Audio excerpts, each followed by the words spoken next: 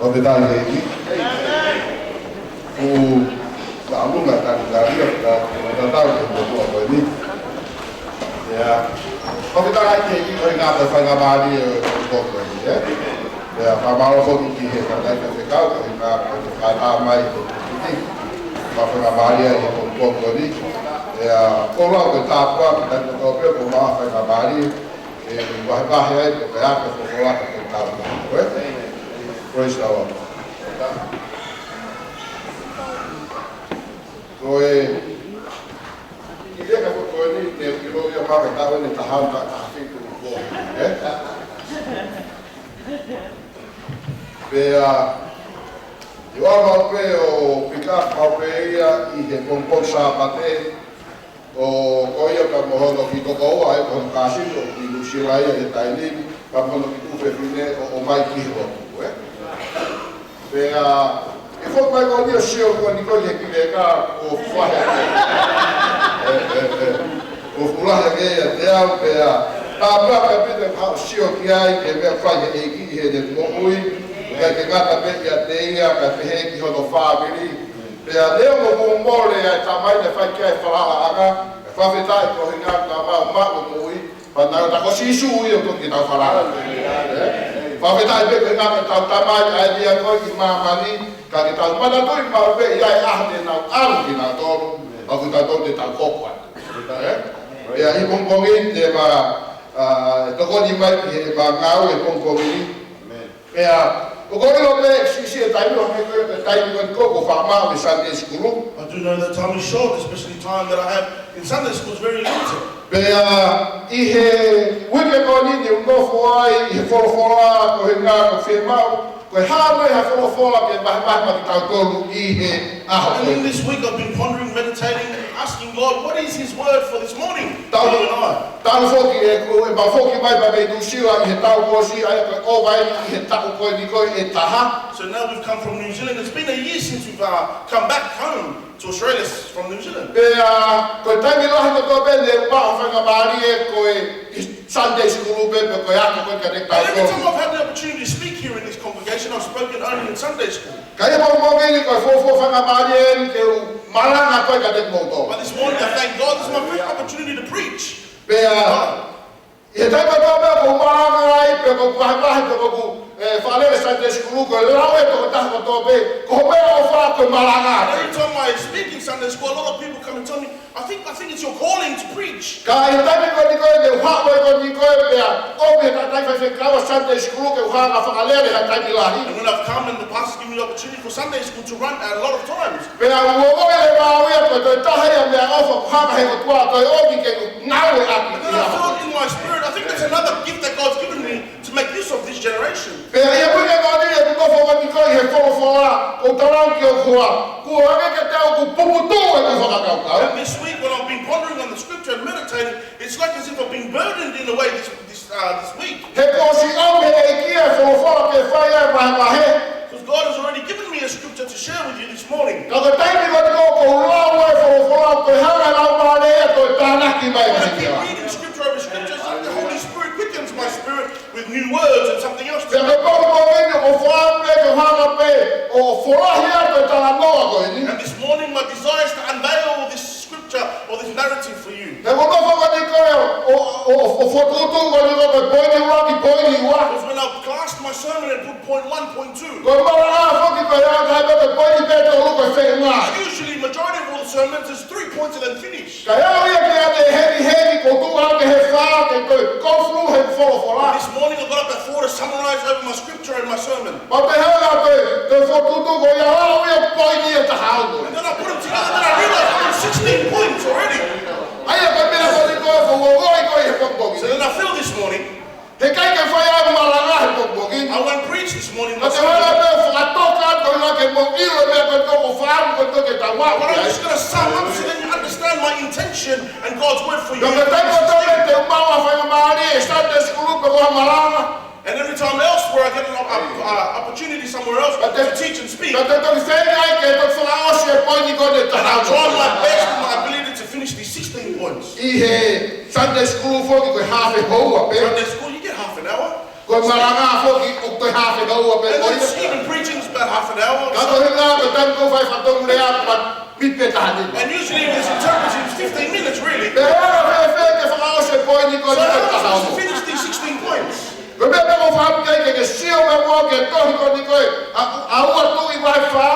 Please turn with me to 2 Kings chapter 4. Verses 8 to 37. And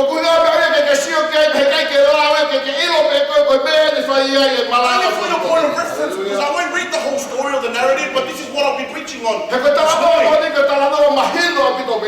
this sermon is very common and everyone understands the story. It's a blessing of a narrative and a story. And I believe it will speak to us as individuals, you and I. I believe that what I desire to share this morning, I'll be able to sum up what God has desired for you in the and then later on I'll be able to preach the 16 points as I get more.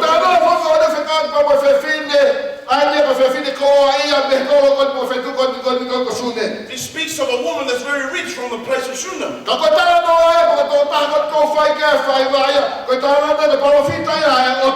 actor, the person who the story is about a man of God. And this man of God visited this town where this lady's from. And it says this lady in this place or the village is a very wealthy woman, as it describes. And the story doesn't talk about the performing character, it speaks on the woman's life. Every time it shows the husband of this woman, it's what the woman gets from God and she wants to tell the husband what to do. And it gives us this truth in order for us to learn as family. Not only does God speak to men only in church, and it's not just males that receive the blessing of our family. But blessing is something of God to whoever He desires. And in our families, sometimes we think that the man is the head of the house only. But it's different, this narrative of the story. Because everything that she received from God, the male, she was to share it to her husband, and her husband would outwork him. As this man of God entered into this life, the prophet that we call Elijah. But before that, I want to go to my theme so then you get where I'm going. By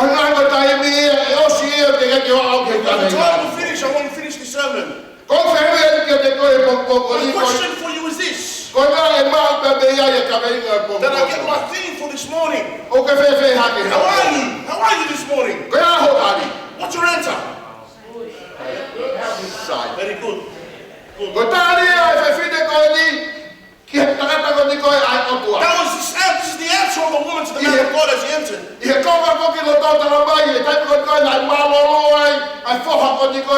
said this woman's son passed away. And as she went to find the man of God, the story says the man of God looked from afar. And then he says, go very quickly, there's the Shunammite woman. Because God hasn't revealed to me what has occurred in her life. God has hidden what she's going through in her issue from me. And that is not for us to understand and be clear of. Because a lot of times we say, oh, maybe the pastor doesn't understand me. He doesn't understand my issues, what I'm going through. Even the prophet himself, he didn't understand what she was going through. That's why he asked his servant, go and meet her. And that's the reason why you and I are hearing it. Because the pastor will ask you, go and see this woman. See what she's going through. It's not just me that God expects for me to do that job. And that's what's useful for you and I. And that's the reason why we're here. As you stand there, this picture that comes up. And then I look at that picture, and that picture scares me. And then I look at that and say, which picture's close to my face? And then I look at that picture. That's me on the bottom there. There's a bull ring, as you can see on his nose. And I don't know if you know, but the Palangis put that on the nose for a reason. And from our descendants, we understand the reason why they do this. Every time it's hard to stop the cow from moving, what you do is you tie the rope on its nose. And when I look at that, I said, that's me. It's hard to stop me. And that's not the theme of our church. We speak of this generation. What kind of church? Difficult to stop. Unstoppable church. Individuals from doing good. And easy to stop from doing bad. Amen.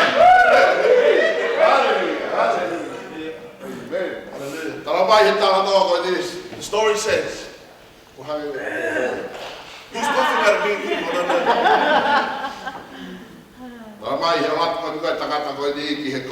As this man entered this household, Scripture says, woman says to her husband, why don't we prepare food so every time they come, the man of God, we invite him to our house? Because I can see in this man's attire, the way that he presents himself as a man of God. That I can see from his facial expression and the way he looks at me, that I can see he's a man of God. And then I say to myself, maybe how does the people interpret the way they look at me? How about you? How does people look at you? How do they see in you? What do people say that I am? That's my encouragement for you in this story. What do people say of you? How do they perceive you? How do they see you? Because we know we've got little stories in Tonga. His brother, they separated the dad. And this person used to always make fun of him in our village. Every time we pass through there's a shop. He says that the corned beef begins to shake. Because they're scared of the guy that's walking past, apparently, that it shakes the place. And I believe that's what we should learn from this story. Do people fear you? Or do they honor you? Do they accept you or are they scared of you? Because this woman could realize the God factor in that man. She said, this man is a holy man. And this woman says to her husband, hey, why don't we create also a room and prepare it for this man of God? He can come and feast in our house. And after he eats, there's a place where he can abode, where he can sleep and rest. Every house we need to extend. You need to, if you want to extend your house, you need to tear things down. Or if you come and you make the place bigger, refurbish, it's a different house to be separated. As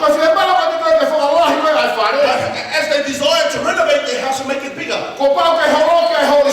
you must break down the walls if you see them. I want to pass to you this important fact from this story. Whatever things that you're going through, are you happy in your situation and what you're going through and the walls that are in your life? Are you satisfied with the gifts that you have or what you're doing for God or the things that you possess?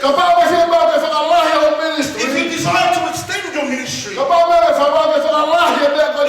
to lengthen the things of your lives, the things that you need to break down in your life, the walls that sit up, so that you're able to extend those things in order for you to go freely. When they prepared this room for this man, and then they said they placed a bed in that room, also a table and a chair prepared and ready for the man of God. And then they were able to put a lamb in that place. How do you interpret the extension? Is it too much? Was this woman doing too much? Preparing a bed and she wanted the man of God to get the best and come and rest there and have an abode. The table, chair and light for the man of God to come and study there. And that's what I want to pass to you, fellow members, church family. What do you desire? What parts of your life can you extend for God to use and be a part of? Where can God find rest and find an abode in your life? And what are things in your life that are lacking that God can use? Maybe there are areas or arenas or compartments in your life where you've placed it and said, God, you're not available. And sometimes you desire to break it down. So that you can be able to build a new house, a fresh house. And put in a new place and a new table and a new light. So that you can do the work of God and God can come and find rest and abode in you. He placed this room for the man of God. The man of God said to this the woman of God said to the man of God, I honor what this woman has done for my life. What can I do to bless this woman for her hospitality? Go and call this woman, the man of God says. And when this woman comes, the man of God doesn't even speak to her.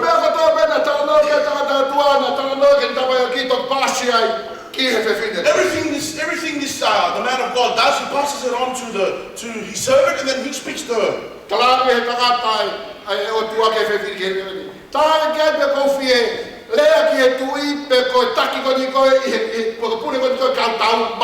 He says, usually if you speak to me, you need to speak to the person of higher place. We know there are roles in the place that we're in. There's two things that man seeks and desires for. Is power and also position. And that's the reason why the man of God got his servant to speak. I'll speak to the king on your behalf. Should I go into the king of the high position of the land? Or should I speak to the people, the comrade of the people of war? Because the authority that you possess. He says, no, far off. I'll just stay with my people. What is it that you desire today? Is the thing that you're searching for maybe ministry, or maybe you desire authority or power? And that's the things that the world desires for and yearns for. But this woman, there was a contentment that she had.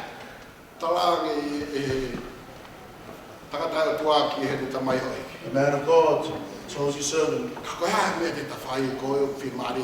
what should we do? The woman is satisfied and content. There's nothing she desires.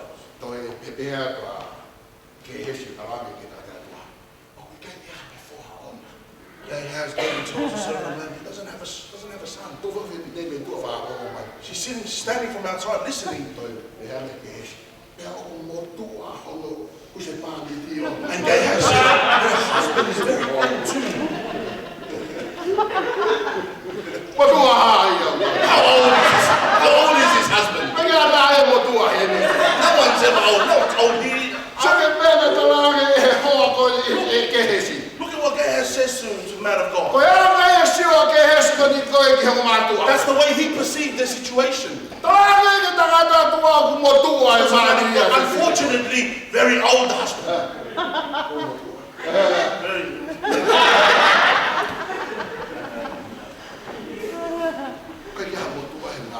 Amen. But never too old in the work of God.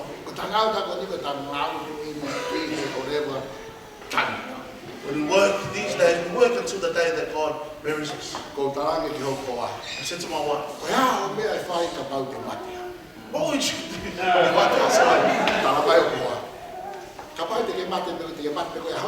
She said, if you die today, I'll die tomorrow.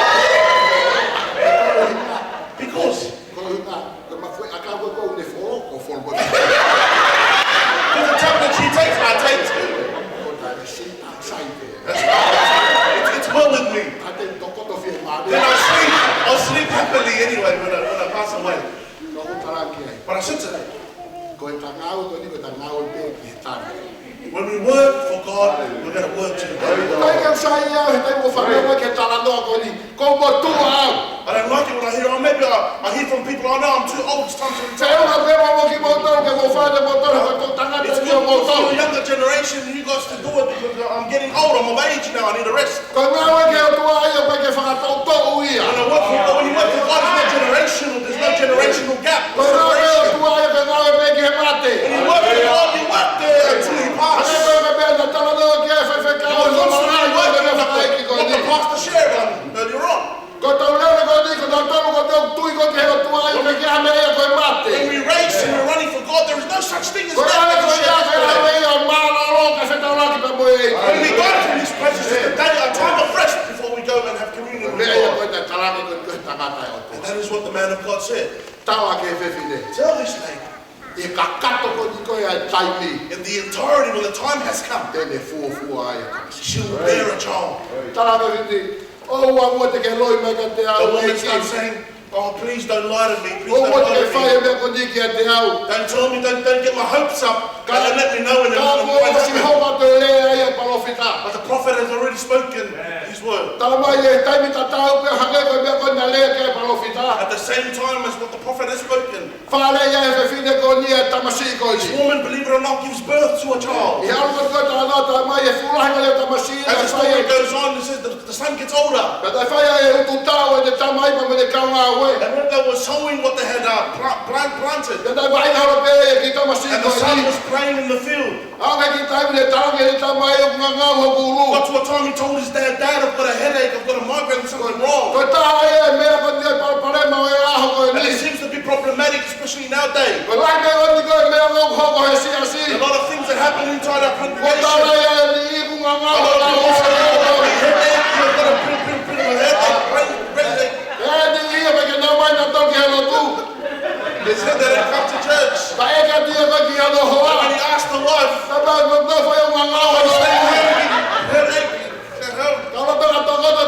but he's sitting there on TV, watching what's on TV. It's comfortable. Nothing like that occurs when you work for God, fellow friends. But this is what Scripture says and pertains to.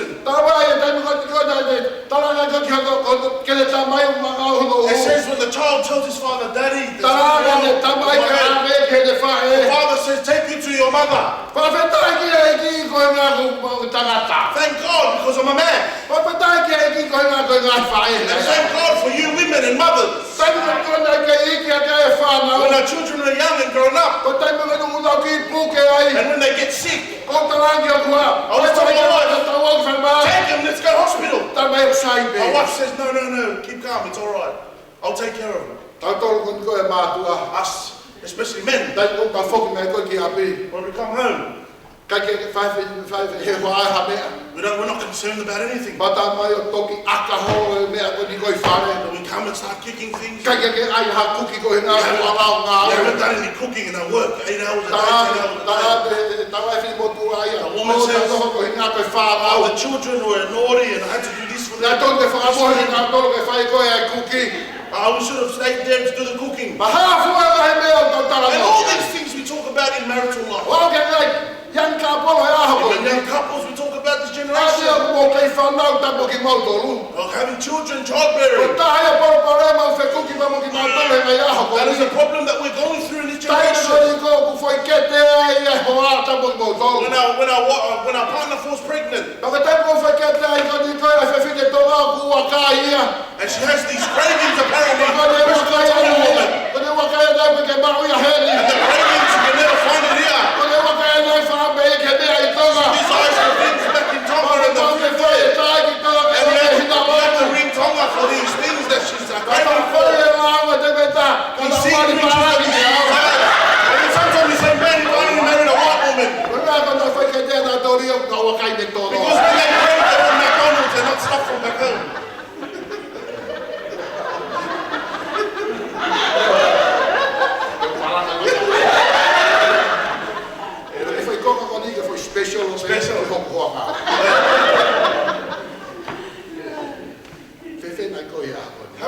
church today. When I was pregnant, say, I feel like I've been a chicken. And when you go there and work hard to cook the chicken, and then the next door neighbor's barbecue, I want the barbecue next door. And then the man grumbling upset, gone and bought the chicken. But why? Why? Because the baby, darling. It's not me, it's the baby. I'm picky to get to eat. But I want you to realize, especially those who are still having children,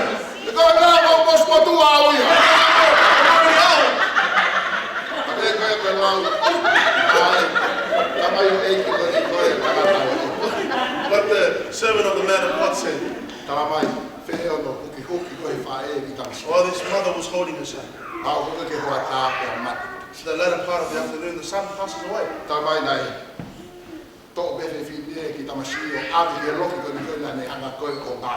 The mother grabs the son, and the only thing that she can think of is that room of the man of God. Why didn't she take him to her room or the house or the lounge room? Bigger. But the only thing she can think of is that extended room of the man of God. Table, chair, lamp, bed. The bed where the man of God used to sleep on. She takes her son and she goes and places it in the bed of the man of God. And she comes back, calls her husband in.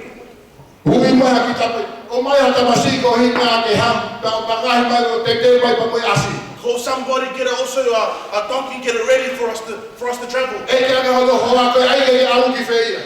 The husband says, where do you want to go? Where are you thinking? Where are you going, woman? I've got no other option. I've got to go see the man of God. The husband says, what are you thinking? It's not a sun. This is the full moon. This is the start of the month. For you to go, this is the wrong time for you to get to see the man of God. No, I don't care. This is the right time I'm going. And this is what I can see, church, family, and friends from this part. She was not concerned about her external situation. She hadn't even told her husband that her child has already died, that the child was already dead. She didn't tell anybody what she was going through. And it seemed to be the problematic, especially in Moses' time. Because people were murmuring and continued to speak and upset and cry because of the situation and what they were facing.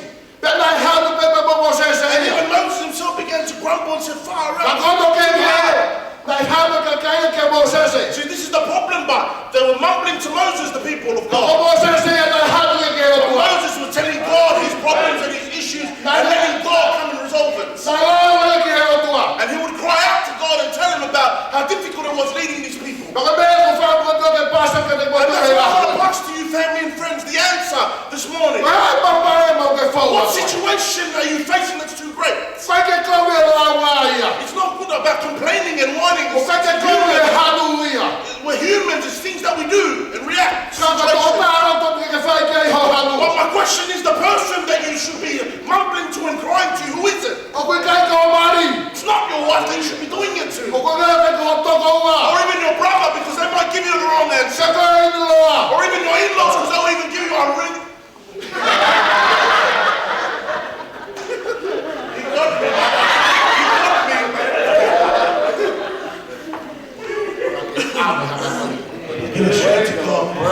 You understand your desire. This is what really blessed me in this story. He told the servant to grab the donkey. When you begin to hit the donkey as we travel, I don't want you to stop I want you to go full steam ahead. The only time that you stop is when I tell you to stop. Why did she say bring a young individual? Why did she say plenty of servants that her husband had? Why was it a young person? She goes, just bring me a youth, a young person. This is one thing, church, I want you to realize in this story. That you begin to look at the way that you react to people and the way you communicate with people. That is what the devil does in our churches these days. It's because the people you choose to fellowship with. Because when she looked at this individual, this youth, she looked at him as if he was her own child. And she told her as if it was her own son. Us usually we choose people who are on the same level, same age, to hang around, who share the same perception. That's the problem of these days.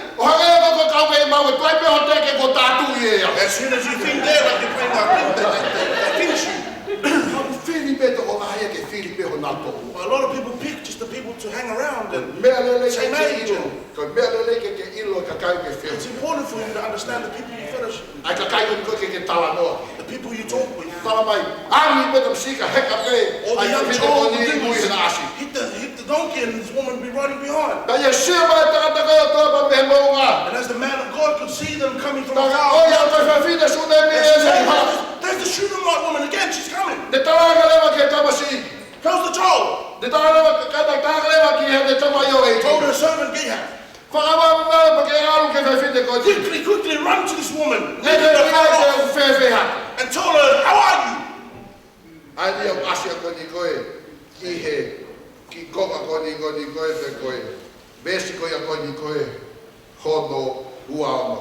In verses 16.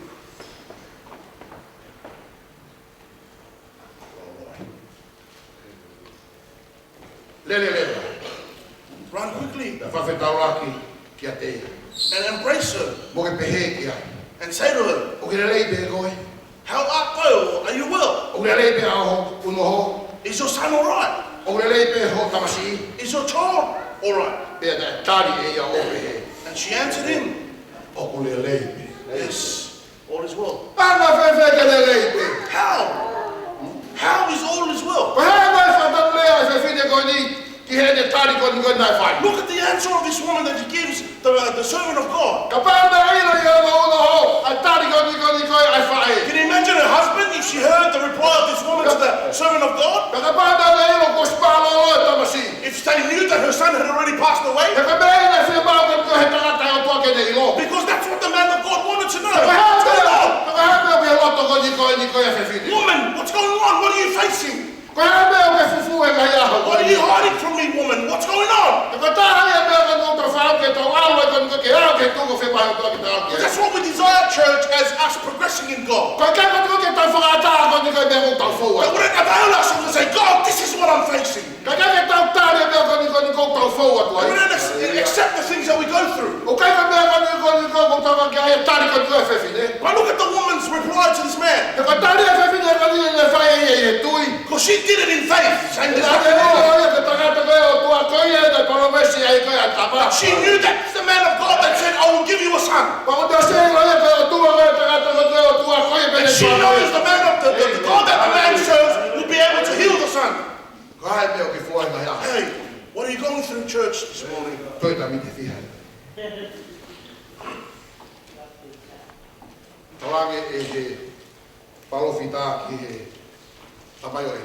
Prophet says this, God is hidden the situation. What the Shunammite woman is facing. But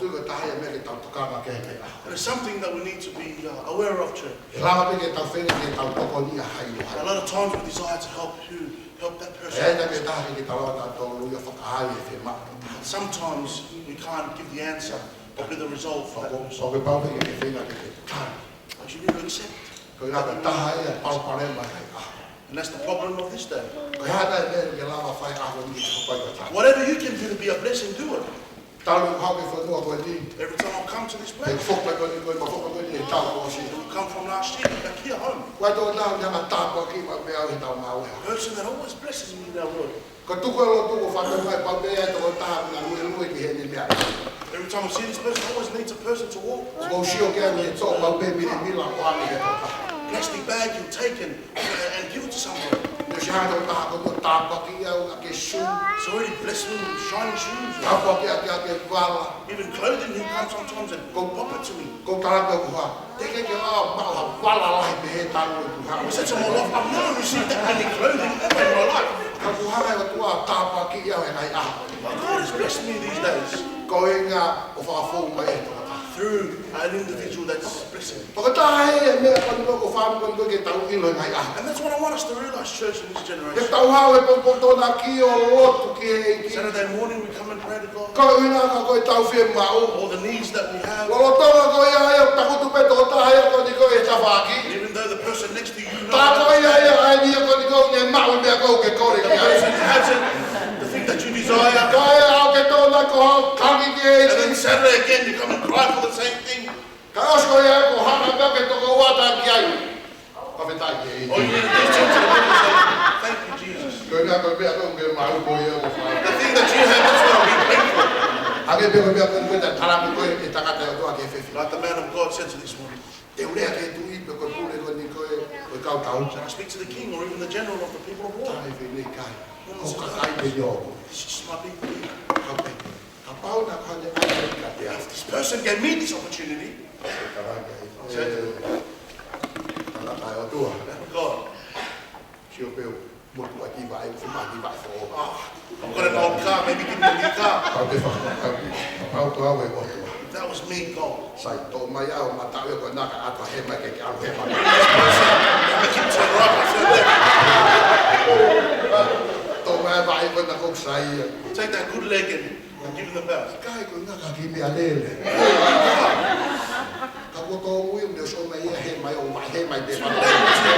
Give us two left legs. But church, we can see the heart of this woman, how blessed she is. Even though she lost the child, still content, trusting that God will come. Now, I'm not going through anything. But this is what I want to pass to you, church.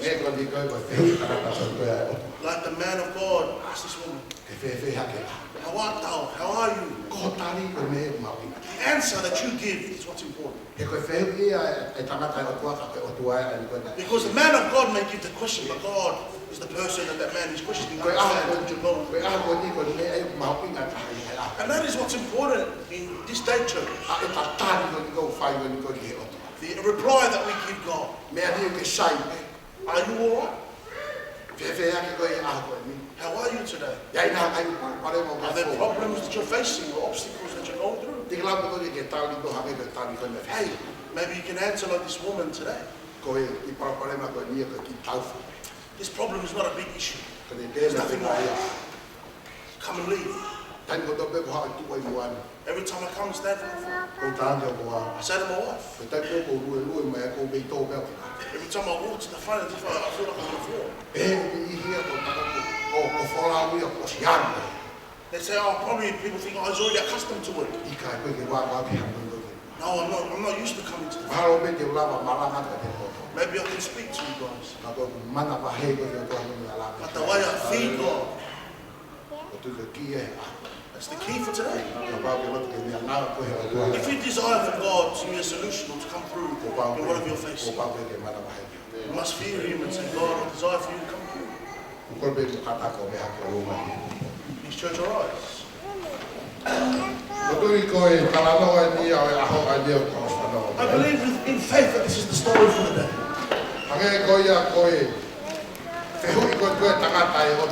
Like the man of God questioned this woman, Shunammite woman, how art thou? How are you?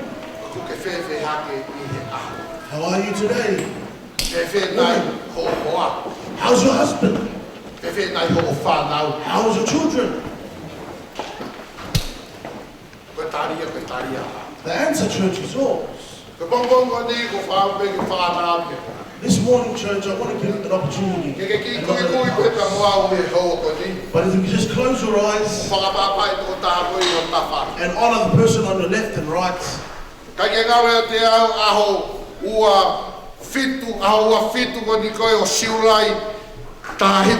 I will never forget the 27th of July 1990. The day I accepted Jesus as my personal Savior. And the theme of the message of that day was, there is no problem too big for Jesus. And I didn't really understand it because it was a Malanga man preaching. The only thing that I realized when he was asking us to come for prayer, and when I stood there closing my eyes, this is what I realized. He said, any of you that need prayer, lift your hands. Automatically, church, my hand just went right up. I thought to myself, maybe he's going to pray for me where I sit.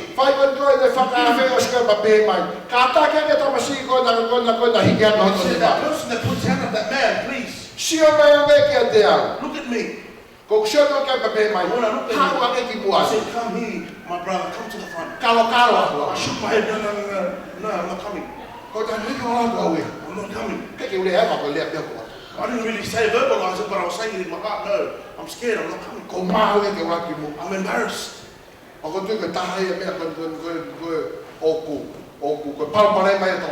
believe, church, that's the problem that you face. The Spirit of God's already spoken to you. God's already spoken to you through His Word. The problem is the person on your left and on your right. Why don't you avail yourself, church? Whether you accepted Jesus